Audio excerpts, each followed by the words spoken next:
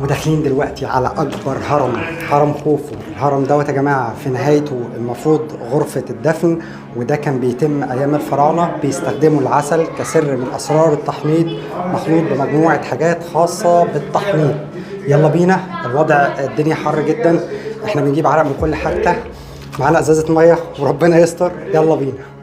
التفاصيل بصراحه احنا ماشيين في مكان شكل الممرات فيه بصراحة غريب وجديد. احنا المفروض فيه هنا سلم هم عاملينه، في سلم اوريدي معمول، ده نفق بيوصل لسرداب تحت الهرم. طبعا احنا مش عارفين ايه اللي ممكن يبقى موجود داخل المكان ده، نفسها ممنوع الدخول. احنا دلوقتي طالعين على السلم شوية كده، هنبدأ نشوف الأنفاس بتاعتنا بدأت تقل، بنوطي على قد ما نقدر عشان الوضع صعب. زي ما انتم شايفين الناس نازلة اهي،